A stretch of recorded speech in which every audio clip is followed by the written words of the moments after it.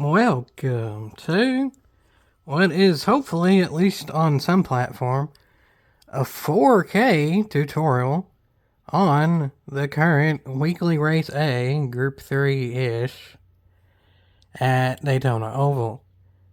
In this particular event, it's the Power Pack Ford Mustang that ain't even really a Group 3.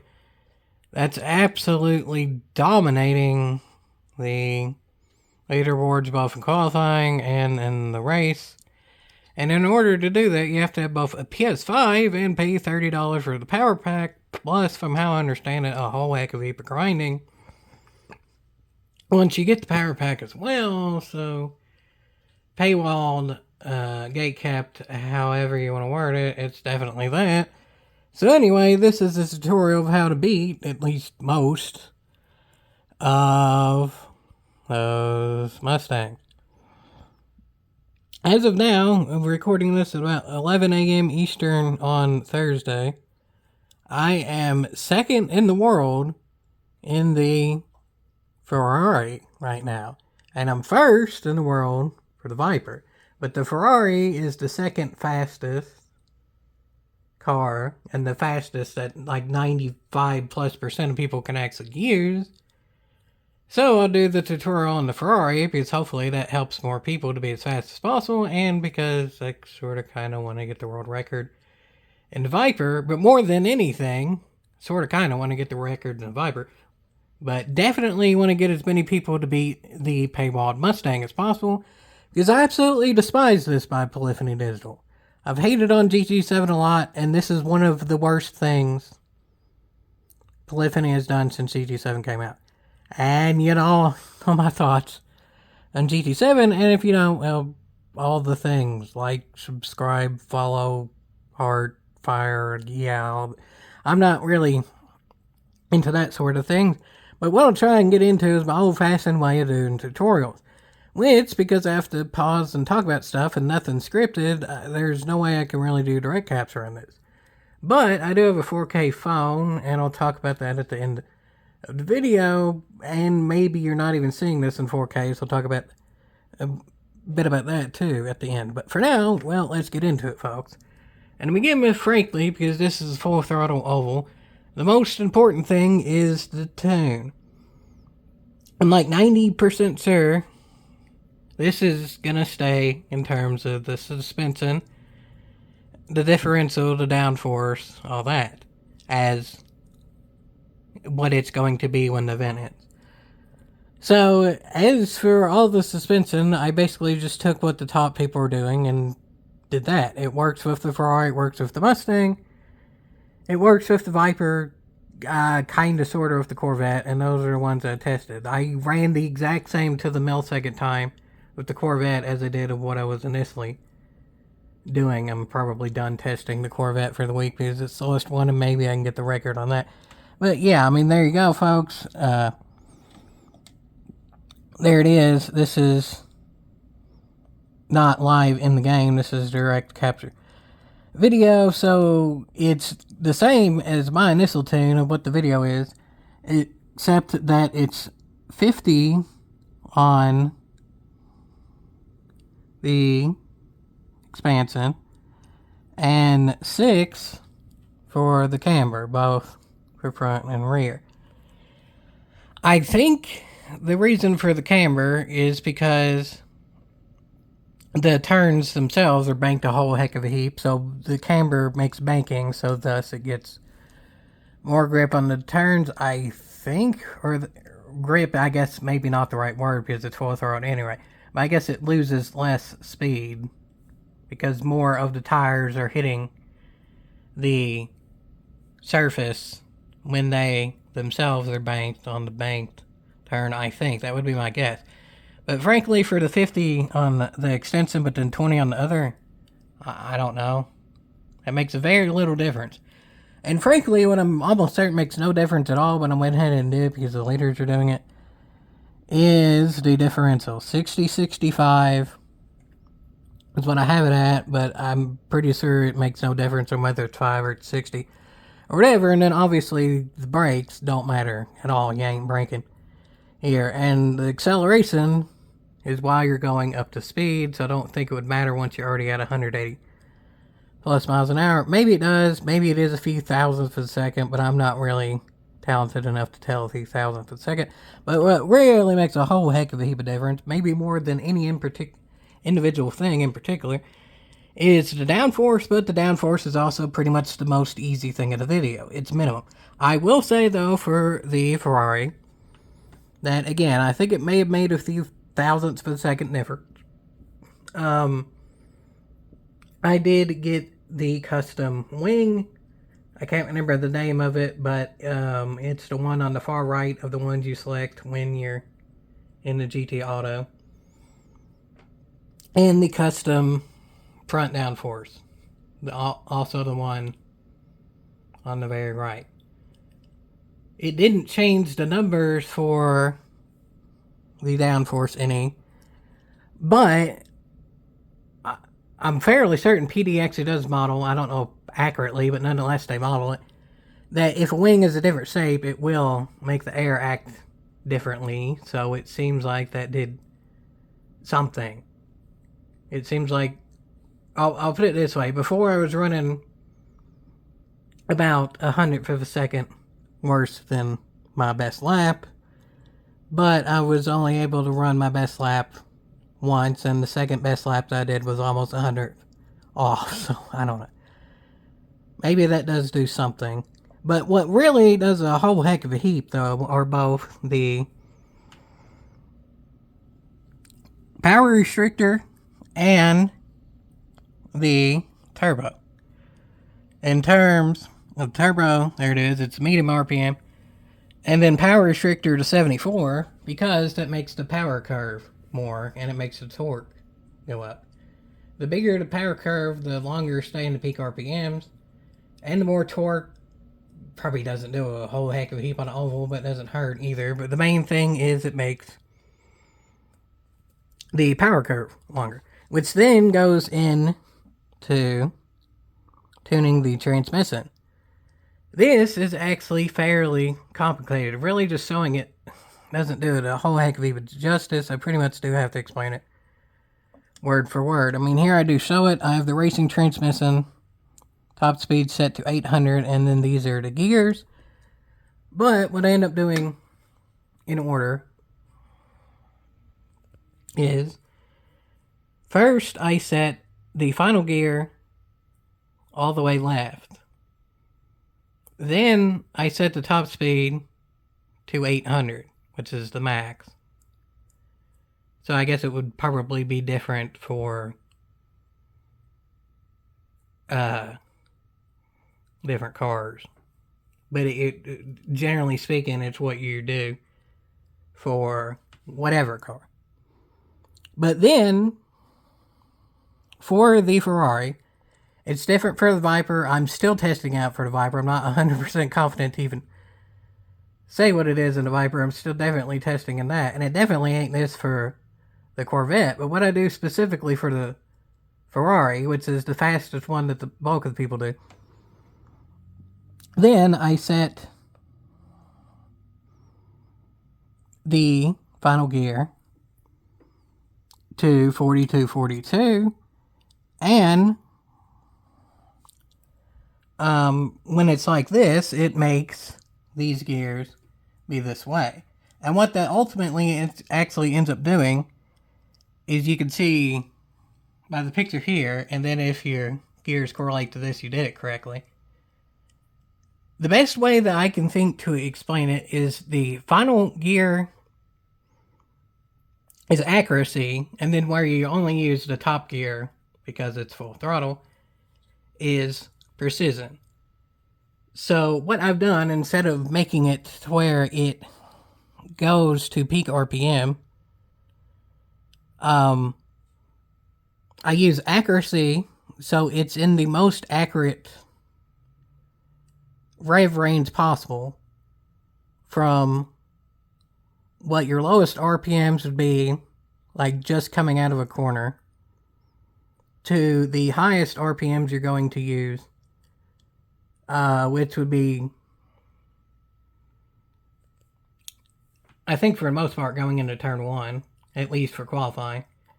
And then precision, like how there's the thing. Precision is how close together a cluster of things are, and then accuracy is how well it's done relative to your goal.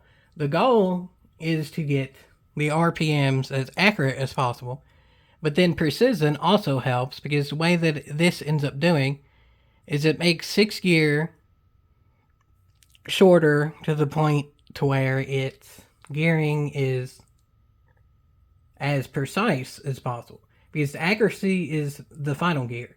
But then with 6th gear being as precise as possible, then it has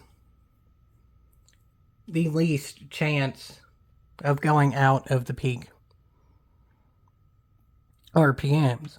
So essentially, and this is my thought process. I'm not saying I'm perfect or anything like that.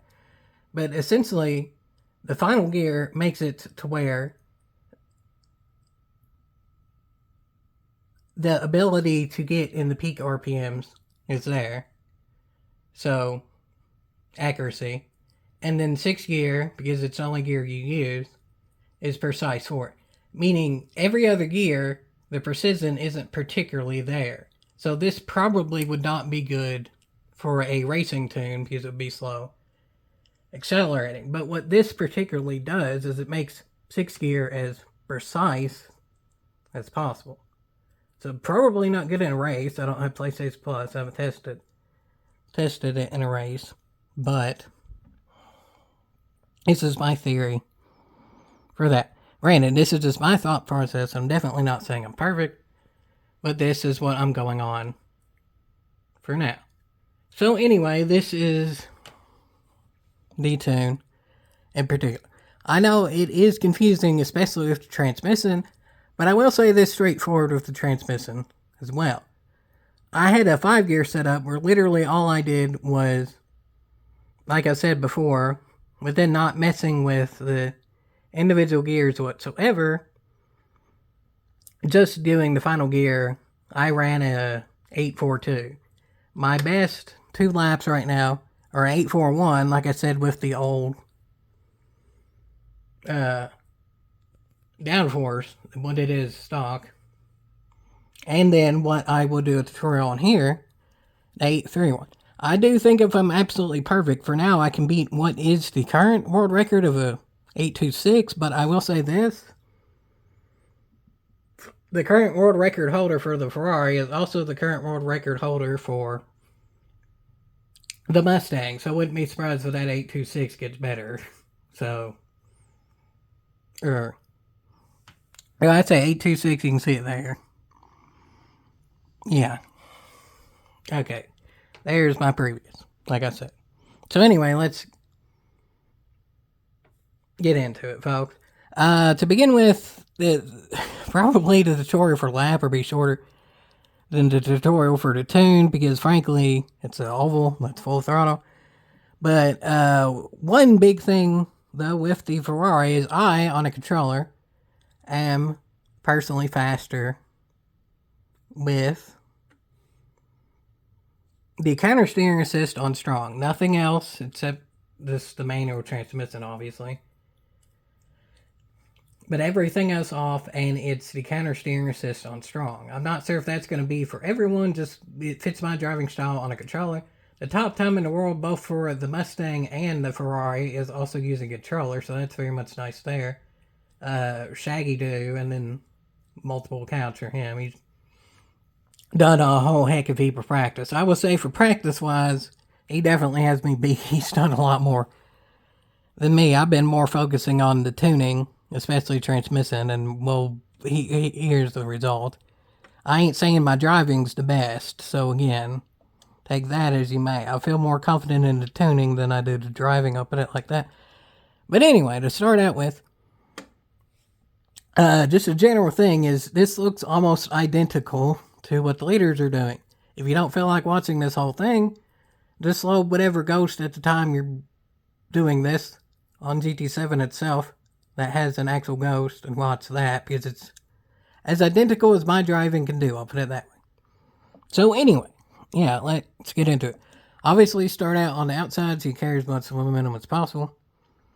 Going in to the lap itself, get to the bottom. Do not hug the yellow line at this point, because you want to keep the momentum going, and essentially what you do is that once the little dogleg D, whatever you call it, ends is when you start going up the track. So it's fairly straightforward. Just look when the yellow line itself straightens out, then go up all the way. Granted, I'm not going to act like I did that perfectly, but I feel like more important it's about the smooth turn itself than it is of getting all the way to the wall. Don't make your movements janky just to get that last few inches to the wall. Go as smooth as possible. Because frankly, it's one of those things where the closer you get to the wall, it's more distance traveled, but you do carry more momentum. So frankly, there's not a huge difference. Honestly, what the leaders are doing in the Mustang, which, I mean, maybe they usually drive that differently than the Ferrari. Who knows? I don't have it, so I don't. Actually, I'm only going to this middle line. So essentially, the leaders are like here, and I'm here. But at least for the Ferrari, carrying as much momentum as possible. My theory on that is because the Ferrari has a bigger power band, at least from what I can tell. Again, I don't have the Mustang, but I do have the stock Mustang. Because the Mustang in the power pack is based on the 2015 Mustang that's already in the game. The stock Mustang power band is less than what the Ferrari has. So my theory for that is because the Ferrari has a bigger power band, momentum is more important, but the Mustang, because you're already to the top RPM, the less distance travel to a degree. But for now, definitely less distance travel. Just pretty much once the turn itself starts. I went a little bit too far back there. Once the turn itself starts, go to the bottom. Essentially, think of it like NASCAR. Don't go below the double yellow line. And NASCAR's penalty, here it eventually is. If you go far enough low, the lap does become invalid. But don't go any below it here, because there's a whole heck of a heap of banking to no banking, and the banking has you carry momentum. So essentially do as best you possibly can to have as smooth as a turn as possible while staying as close to the yellow line without getting on it, because that's when the banking ends, as possible. And then, sort of like the first little turn, once the turn itself ends, go up. I'm not too good at looking exact markers. Frankly, that's an eyesight thing. Legally blind. If the markers are anything more than a few feet off track, I ain't gonna see it. Like, I can tell, in hindsight, didn't see it going at the speed, that there's something there. If you want to use that something there, go for it. If you want to just look at the angle to turn, do that. That's what I did, because it's right cotton picking there. That's what I looked at. Mostly just angle of the turn, or lack thereof, when it ends.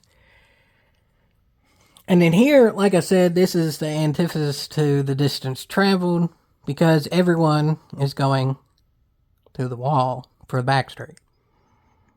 That, whatever car is faster. In a general sense around the turn, less distance traveled the better. But for the back straight specifically, no matter the car, always just go to the wall.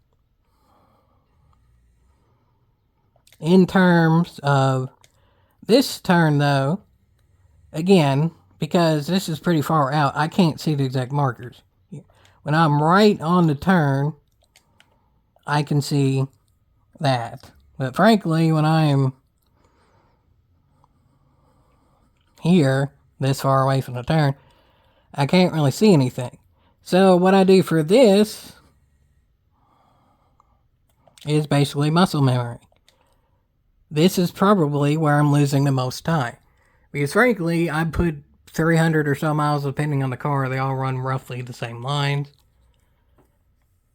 More muscle memory, the better I'm going to do with this. This individual part of track is probably where I'm losing the most time. Where do you want to exactly start to turn in? I do here. And I can't even exactly say what here is. This is what I do for my best lap. It's here. And then again, go all the way to the inside as well. I will say this, I think in hindsight, looking at it, I didn't do this too perfect either. I went a little bit too low, and thus making ended and the car kind of hopped a little bit. That was probably 2 or 3 thousandths of a second. So yes, giving that as of now, not posting really, recording this video, I'm 5 thousandths second off, even just that.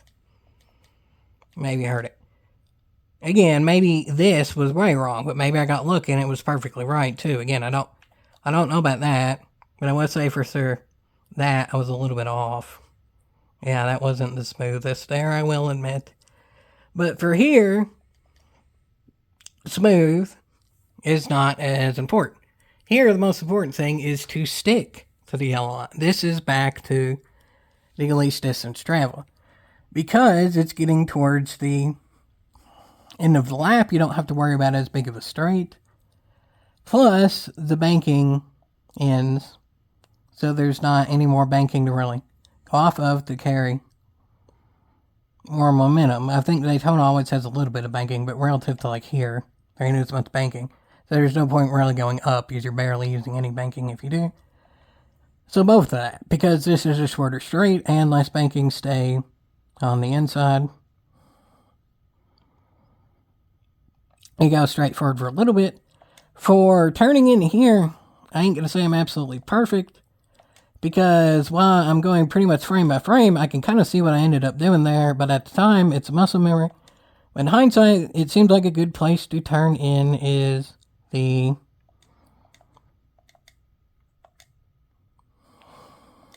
beginning of this little stripe here.